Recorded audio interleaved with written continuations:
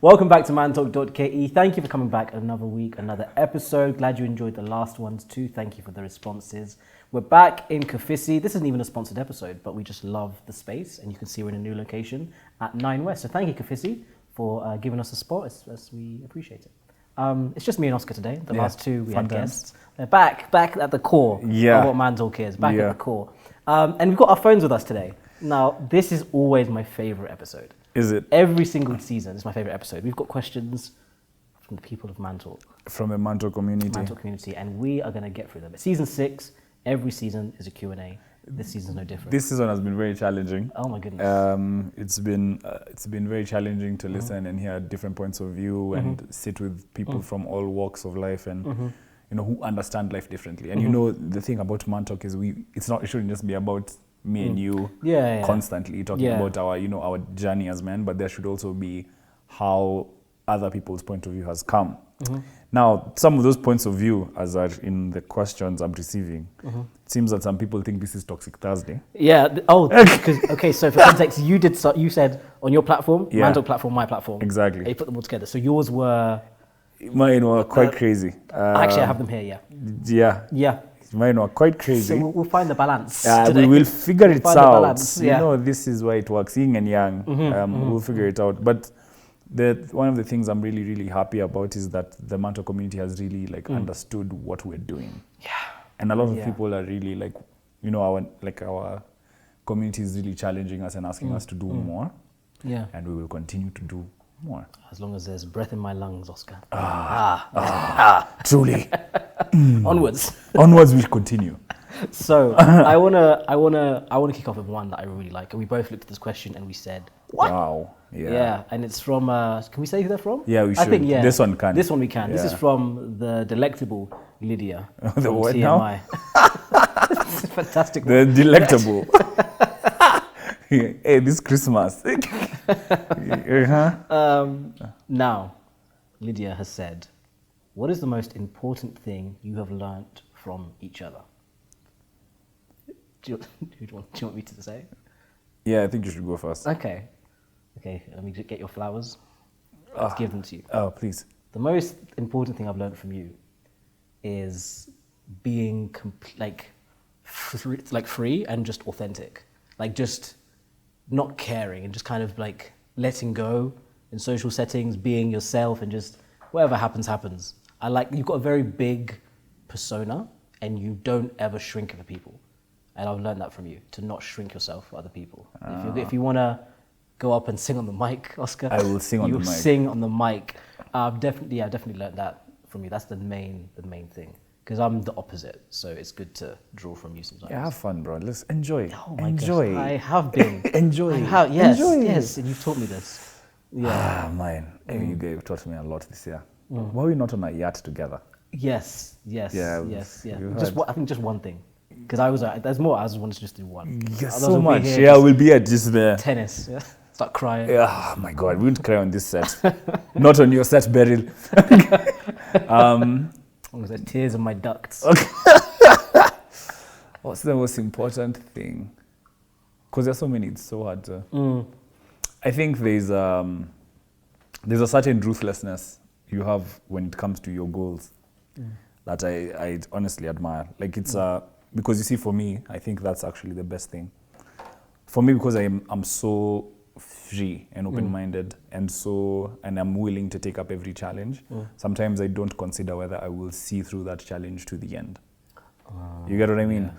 I can have a long-term 5-year, 10-year vision, but the day-to-day of myself is something I think I have had to learn a lot from you about, because I always see, because you have to be present every day, you've also had to take care of yourself. So even for me, I'm finding myself take care of myself and be a bit selfish, because being so open-minded, being so free means that you tend to collect a lot of the other people's opinions and points of view. And it's good, but then it's also dangerous towards being objective and attaining your goals in a way that gratifies you. So I think that's what I've learned from you. It's like, bro, you lock in. When you lock in, you lock in. So having learned that, even for me in my own life, I'm getting to that place where I might be open and fun, but when I it's lock game in, time, it's game I time, lock right? in. Yeah. So that's really good. So having opposites really works because It you get to works. learn from each other. Yeah. Look at us. Look Look at at us. thought. Look at who thought. Look at Not us. me. We already made that real. Yeah. My G. So think of something else. Oh, okay. So now we've done one that's mushy. So Numero uno. Yeah, let's get something. Let's do saucy. something a little bit saucy. toxic. Okay. Yep. Are you ready? Filming on Tuesday. This is not. Oi. I'm going to go for the most toxic one. Okay. I'm not going to say who it's from because I know it's. What physical attributes do you find most attractive in a woman? Physical, not emotional, not intellectual, no mushy. Yeah. Physical. It's plural as well. Attributes. Attributes. Plural. There's Like the one thing- you see and you know. You just know. There's one thing. If she opens her mouth and says everything correctly. About to get some cows. Go visit your father. Yo. Ding dong. Bing bong. I would say there's one thing that black women have Okay. that blows my mind. Which is? I know where you think I'm going with this. I said this on my story the other day. You know when there's a motion a girl does when she has braids, right? And she goes like my this, and she goodness. goes to tie them up, and then she's walking at the same time, or like on a treadmill. Like there's that motion when, and then there's braids, and she starts to put it up, and she does the whole, that thing. Are you kidding me? Just that moment, is specific. That is like sensational. terrifyingly It's specific. Yeah. You must be suffering a lot in Kenya. It's tough. I'll be in an Uber like When she's walking around. and she's like kind of distracted but doing it. Yeah, Same and there's time. a little rhythm to her. Yeah, a little rhythm. little rhythms. Yeah, that, and then when the braids go up, it's like, messy a little bit. Yeah, Yeah, that's the physical attribute. That's not physical. Yeah, it is. Braids are a physical attribute. Also, I like just cute. That's my thing. Cute faces. Yeah. That's all I'll say. And that's all I've got to say about that. I know it's my turn. That's why I'm drinking water. To sink this Titanic. You know, Eli, you tend to be very controlled, which is nice. I see you put yourself in an environment, you forced yourself into a gym, so you made it the perfect setting to not go outside. This is why our brand is sustainable, ladies and gentlemen. In case you're wondering, this is why. Sustainable. Keyword, sustainable. Sustainable. You're stalling, Oscar. I am, because I'm also looking for an instance, because goodness. There's something about, confidence has movement. So you're right, like they are confident. Are confident, but physical attributes. Physical attributes, Jesus. Where I come from in Meru, the roads are curvy. And you turn the car literally to the left side. You turn the car on that road. There's a road, it's called the A104. When you come to Nairobi, I encourage you to drive on it. When you're on the A104, don't take the route to Nanyuki. Take the Embu route. You will see It's the one that comes back. hills and turns. You will. I like my ladies like that. Curvy. Curvy like a Meru road. Like the road to Meru. And that's okay. And you know what? That's okay. And that's okay. That's okay. And that's okay. Yeah. Thick like my grandmother's porridge. Okay, so the next question before... my mother watches this. That was his answer. That was my answer. Mom, just braids. I said braids. That's my answer. Yeah. Curvy like the Meru And that's road. okay. And Sometimes... then, wait, I'm not done. Why are you stopping me? Stop me. It's my time. I told you I will enjoy. And then, also there's a way, that rhythm, that humming, when someone's walking and you can tell in their mind there's music. Yeah. That. Even if it's in the office, she's being a boss, but you can tell there's rhythm when she walks. No, that is not what I have said. But that, yes, when it comes to physical attributes, there's a confidence. And then also the way she speaks, like that. That banter, hey, don't be wit. too comfortable. That wit. When they can bounce with your wit. That Glorious. danger, you're there when you're saying, woo. Daughter of the mountain. We need to go to the next. This is like your parachuting. Daughter of the savannah. The parachute. This is the same thing. Daughter of the savannah. Okay, I have one for you specifically. Do you ever get social anxiety, and if so, how do you handle it? I think I've spoken about it. No, it was on a live, not pre-recorded. So, it's rare. I'm an introvert, yes, but when I'm in situations, I can still navigate it. Like I don't ever really stress too much, like in social settings. Yeah. There's only been one instance where I didn't know what was happening, and I don't know what it was, because coming to Kenya, not knowing anyone, having to go to these events on your own, it took a lot. But I was like, when you don't think about it too much, you just end up there. But there was one I turned up to. It was like a brunch, and I turned up on my own, like I always did. And when I was going, it was at the Mirage Towers, right? When I was going there, I went up the stairs and I could see everyone for the brunch there. Everyone was there chatting, and I knew some people. And I just walked straight through into the Mirage. I went to the toilet and I was like hot and I was like out of breath. I was like, what's going on, right? And I had to literally be like, wait, stop. And I did this like whole psyching myself up in the mirror. It's very cringy, but I had to say to myself, like, what are you doing? Like, well, Eli, like this doesn't stress you out. This stuff doesn't stress you out. Hype myself up. Went out there and I was on the mic. I was talking. I was participating in games and I was fine. So luckily I don't, and I know some people really do suffer from it. Luckily I don't really suffer from it. But when I did, the only way that I navigated it was by looking at myself in the mirror and just hyping myself. Yeah. Yeah. Have I ever been anxious socially? But good shout. So I hope you hype yourself in the mirror. Hype yourself in the mirror. Yeah. Believe in yourself. Yeah. And sometimes it's not even a matter of self-belief, it's circumstantial. Yeah. Like for me, the one time I felt that social anxiety is when, like when I was doing the podcast shoot with a certain very famous Kenyan, and like, I've been listening to this person's music for a long time. I'm still not, I'm not sure if I can say them on the podcast until it's released, right? Yeah. It's released. That's when I can say it. But like, I remember there was a moment I was like on the chair because we were shooting the podcast, and then I looked right and I was like, I'm actually in a podcast with one of easily Kenya's top musicians. Yeah. And I was just like super impressed. Like I was just there like super impressed. It didn't show on camera, it didn't show, but I felt very anxious. Yeah. I felt very anxious. Then when we started talking, I was like, I'm the one who podcasts. Yeah, this is this is my area of like, this is my area where like I have a bit more experience. Not like it's an expertise or something, but I have a bit more experience. And then I just felt myself ease into a conversation. And now, you can imagine having that person like their number, you can talk to them when you want. Yeah.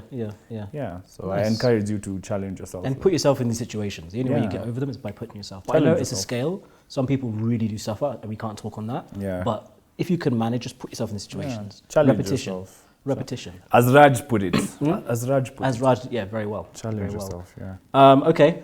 This is a very random one. Okay. Mine is out of topic. Okay. But I need connection with someone who needs a house girl. Okay. So, need a house girl.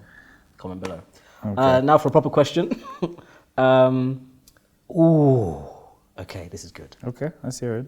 Gentlemen, I'm not sure you've ever covered this, but do you sometimes, oh gosh, where's it gone? But do you sometimes fear your own potential success? If so, how do you handle it? Are you scared of your own potential success?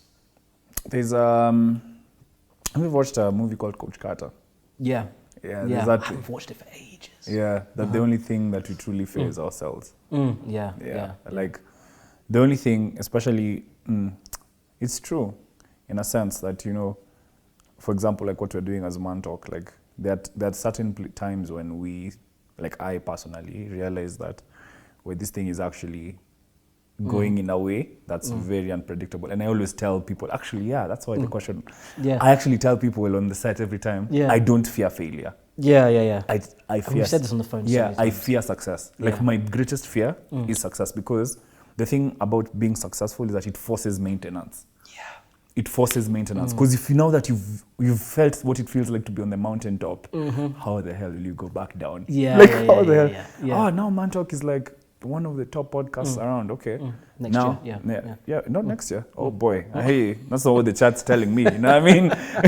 Yeah, if we're one of the top podcasts around, that means that like we've been good with something we're doing that's adding value, and it's doing it consistently. That's why we've been able to stand the test of time. So that forces us to also ask ourselves, how can I develop myself to get to the next level? Right. So I don't fear the success. I just fear the potential. I fear not being able to fully actualize my potential more than I fear the success itself. Like that's the real fear. The fact that like, okay, now I have challenged myself to this point. What's the maximum possible? What's the ceiling? How far can I really push it? Might I end up being in space like Jeff Bezos? Yeah. Or might it just, get me, to a place that I've never been. Yeah. And that's the thing about success. It's like, in my own, it's not that I know it as much, but in my own kind of limited understanding of it is that success is not faithful. Winning is not faithful. You can work for years and still not win. Yeah. So like when you have it, like always remember like to be thankful. So I counteract it with gratitude. Yeah. And so when I give the situation gratitude and I'm thankful for it, then I know that I have the kind of engine to take myself to that next level. Yeah. Perfect. The tail end of your point is similar to mine in terms of character attributed to the success. Yeah. So for me, it's like, I'm not scared of what would happen in terms of success. I'm just scared of it ever changing me. Yeah. Like if there's one thing I don't want to change is like who I am now, how I treat people, and more money can do that. And everyone's human. More money can do that. More access can do that. Yeah. And I intend to get a lot of money and a lot of access.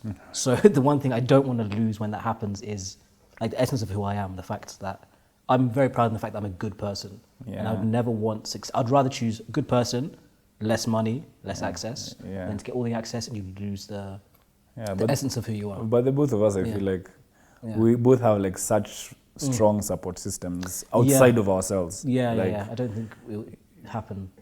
I don't think it would happen that easily. It wouldn't happen that easily. Yeah. But but that's the thing. You're human. You don't know until you don't know. You don't know. That's the only thing that I'm scared of. That's the only thing I'm scared of. I have a question for you. Just bouncing off of that. How big do you think Manto can get?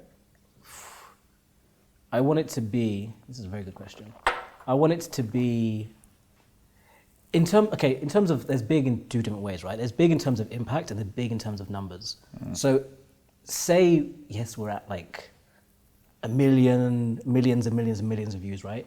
But if the content we're putting out is not actually impactful, then for me that's not being big, because what you're doing is not doing anything for the people that are consuming it, right? So big for me would be like seeing impact in big numbers, not like seeing, making lots of money from it, we're top of the charts everywhere. It would be like we're seeing a massive amount of impact, positive, to our audience. So I want to do that not only in like Nairobi, only in Kenya, but like just like globally. Just to be a podcast that anyone can consume and see some value and grow with us. Yeah. There we are very aligned. Yeah, and that's why this works. Yeah, there we and are that's very why this aligned. works. Yeah, because even for me, the potential for Mantalk, because that question is about success, and like the terrifying thing about Mantalk and what it stands for is that we've realized that globally there are not so many voices that are like masculine and is for men by men that are positive and are inclusive. There tends to be a lot of need to exclude, which we wonder what exactly, what's the purpose of that? And like for us, it's having a more inclusive conversation. And doing this as African men must be shocking some people. Sorry. So there's no melanin on set. It's all melanin on set. Sorry, all of us are Africans. And it must be shocking for some people. So like it's like, I think for us, the sky is really the limit, and that success is it's a scary kind. It's the scary kind of success. One of the things I've realized I forgot to say as well is, how lately this season you've been seeing we're bringing more guests. We've always said we want to be the bridge, right? Yeah. Because I'd love us to, because we're bringing guests and we're extracting value from them, because you can't always get it from us. We're limited, right, in our journey. So one of the goals of Mantalk for me as well is being able to bring somebody that is so unattainable, sit them down and get to their human element. And from seeing that human element, you'll get something that you can take and propel you to that level. Another question. Go. Who's your dream interview? The one person you'd want to interview? If they watch this now. Probably. Just putting it out in the ether. Probably. There's different people for different reasons. One person. I think it would have to be Obama. It would have to be Obama. Okay. Yeah, that's a man. Yeah, big O. Yeah, he's Kenyan. Yeah, it matches. I'd want to, because he's Kenyan. The kind of person he is in history is just huge. Like, it's beyond belief. He's Kenyan. Yeah, it can happen. Yeah, he's Kenyan. He is Kenyan. Yeah. That would be my dream. First president of America. Yeah. First black president. Leader of the free world for me. That's you're black. Leader of the free world. Yeah, that's crazy. Free world. But anyway, that's another conversation. But yeah, what would yours be? Michael Jordan. MJ. You think so? I think so. I love MJ. I also love LeBron James, but my guy, it's The Rock. It's The Rock, my friend. The Rock. It is Jay-Z, Sean Oh, I thought you Carter. meant like No, Dwayne Johnson. not Dwayne Johnson. Shout out to Dwayne Johnson. You can come too. But like, Yeah.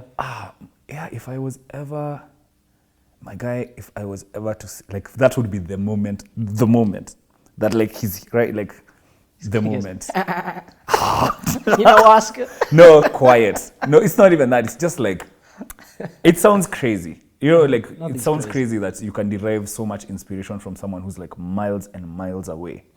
But like, for me, for some reason, like his mindset for I'm not a business, I'm a businessman. Yeah. Like that's exactly what Yeah. what my life is showing that I am. Yeah, Like yeah. my own personal growth and journey is like, yo, bro, like your ideas are valid. Doesn't matter where you come from, and like the Yeah. fact that like I come from Saucey and like it's belly of in Kenya it's like You're from South Sea. I've You've never mentioned it. this on this podcast. Yeah, like like a rap culture, Yeah. a place that has rap culture, Yeah. and like it's just for me like that would be my dream interview. And I would also want to hear how did he defeat the kind of doubt, because he was in New York, which was like at its height, which is an extremely capitalist city focused on finance, and but at that time music was like but like what's that, like nobody really cared about music. But now he's managed to create so much value.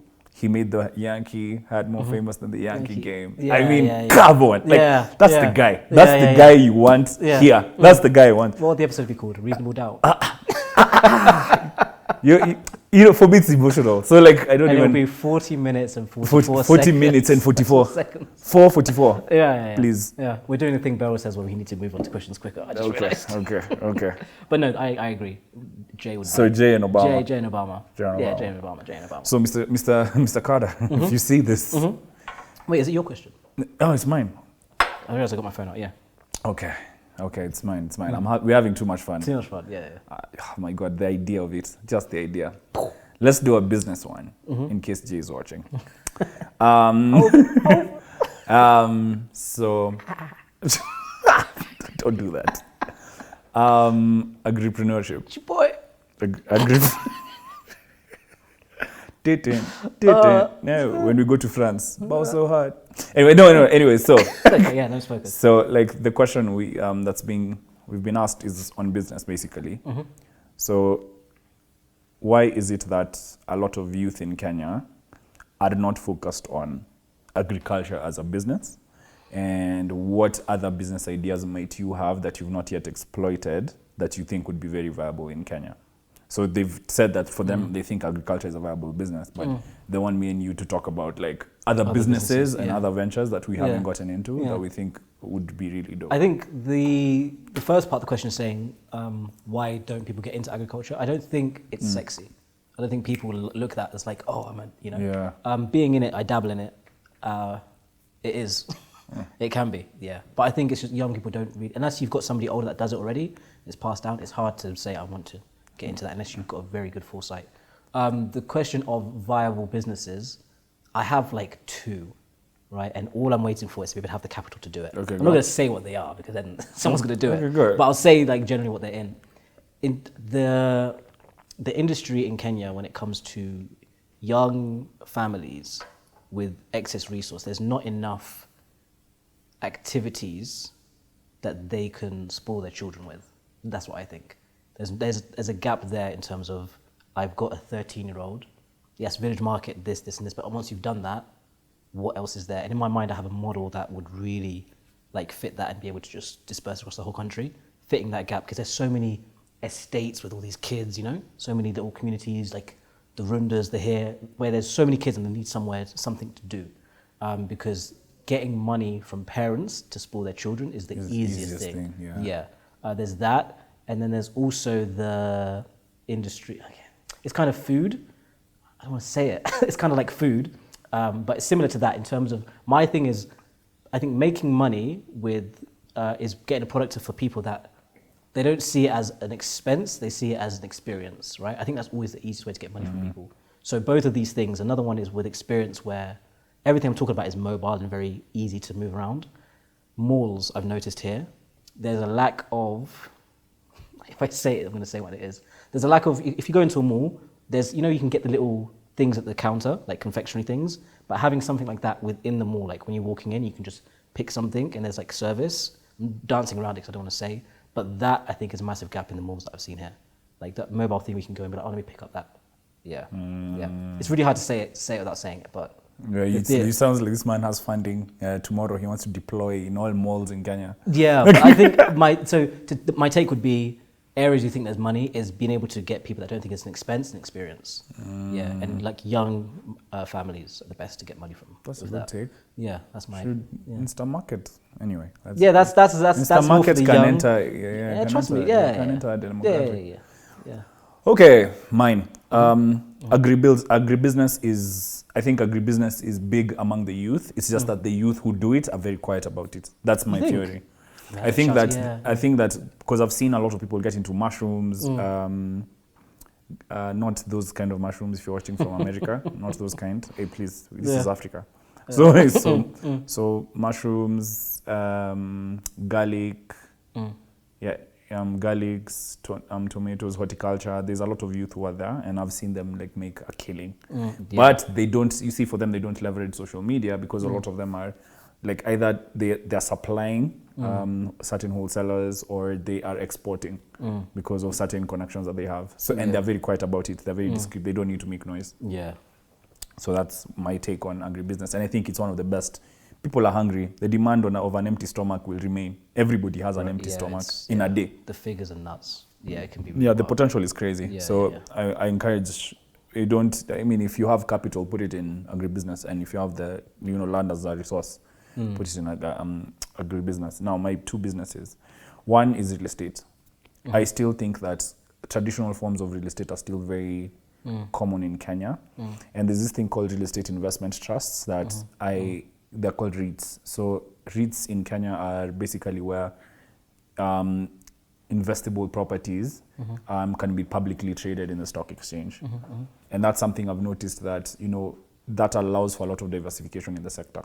So you can find that, somebody has a healthcare rate where basically you build hospitals and then the revenue that's generated from those hospitals can be sold in, in stock market. So things like those, I think financial instruments like, derivatives, we don't have that here as much as we should. Yeah. And, those financial instruments, also in that alternative investments, that entire sector or subsector for us, I think, as the youth is something we need to look more into. Before you start thinking about crypto and the metaverse, and that's all beautiful. First of all, think about deepening your own financial sector.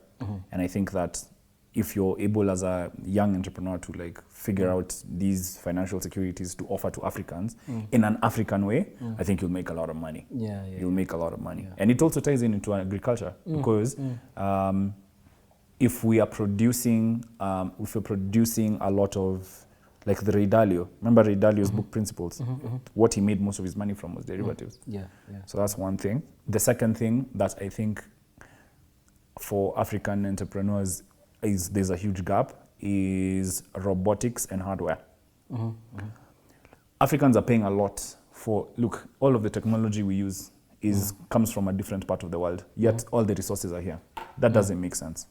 It doesn't make sense to me because the economics doesn't make sense. If as Africans, if we're saying that we are the ones who have the, the cobalt, the raw materials that can actually be able to make the phones, then why on earth isn't there an African company that's making phones? So I don't understand. I don't understand. Maybe there's other factors that I'm not aware of. There must be. But electricity is one of them. But Kenya, now we've just dropped 15% off of our cost of electricity, meaning in a few years we might be able to come up with these things. I think Africa is in need of a technology company that's African. Otherwise, we'll be in a situation where we are constantly, having to wait for the world. So that's my response. That's my question. So Jay-Z, if you watch that, holla at your boy. However, so final question. Okay. I want it to be. I want to go out with a bang. Oscar, you single? Just a quick one. You single? Yeah. Yeah, I'm also single. That's the question here.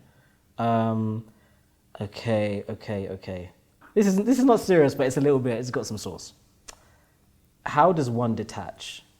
Like, there's this thing with being friends with an ex, but I feel like it won't work. Dude, you didn't do that to me on camera. Did you do that to me on camera? I did it. About being friends with my ex? Yeah. You don't want that one? I'll take it. Okay. Straight to the chin. Mm-hmm. Yeah, I hate you, Eli. You will pay for this in very many ways. Now, I'm like, yeah, keep it cordial. Just keep it cordial. Like, you don't have to be friends. Who's forcing you to be friends? Why? It's not a must. Yeah. Move on with your life. Like, that's my singular response. Because I honestly don't advocate for it. It's like, you've moved on. Like, be friendly. Check in once in a while if someone's fine and if they're okay. But don't be on their case all the time. Yeah. You know, okay, there's the random, hey, what's up, you good? Yeah, that's fine. But that being friends, you're the one who's in a better position to answer that because you're actually friends with your ex. Yes. For me, it's like, yeah, I have exes, but like they've all moved on with their lives. Like we are like night and day. We don't see each other at all. Yeah. So, and that's worked for me. And I don't know if it works for everyone else. But like for exes personally, do you really want to be close to them? Is it in your best interest? Yeah. You know, is it? Fair. That's okay. It's my answer. That's okay. My answer is it's case by case basis. It's a case by case basis. That's a very objective answer. I think if there's context where maybe you were friends before and then in terms of your whole relationship as two individuals, dating was a small section of that. Yeah. You shouldn't lose everything because of that section. That's happened to me. So you can still go back and revert after the 6 months of hatred. You can go back and 6 months of pure hatred. It's a standard procedure. And you can still go back to that. That's okay. If you can remain obviously completely platonic, respectful, and be okay with other people being in their lives. That can happen. But it's rare, so don't force it. Yeah, it takes an incredible amount of maturity. Yeah. Like, even, because I know our demographic, like, our demographics, it's between 18 to 35. So like, but shout out to you if you're watching this and you're over that, we love you too. For us, it's more like, one of the dangers of that I've always found is that you open the door towards certain attributes of yourself and others that can be toxic. Because like, you know, if you're in each other's life all the time, there's a lot of room for conflict. Yeah. And so for me, I always just say, if it's really like that intense for you, just leave it. It's never worth it. It's never worth the stress. If you can't handle it, yeah, get out the because I've kitchen, seen some crazy things happen in this city. Specifically in the city. Not specifically. Huh? Are you telling me people aren't fighting in England? I'm saying I've seen more here. That's what I'm saying. That's it.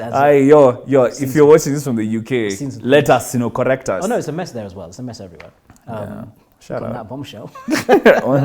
That was this season's Q&A. It was nice. There was no Italy. There was no sky jumping, and that's okay. No, but that was the bucket list. You're mixing up the episodes. We've shot so many episodes. It's been glorious. We've done so many things. It's been glorious. Except go to Italy. Yeah, soon come. Yeah, but there was someone who hollered at us from Italy. Buongiorno. Bonjour. I hope you guys enjoyed the Q&A.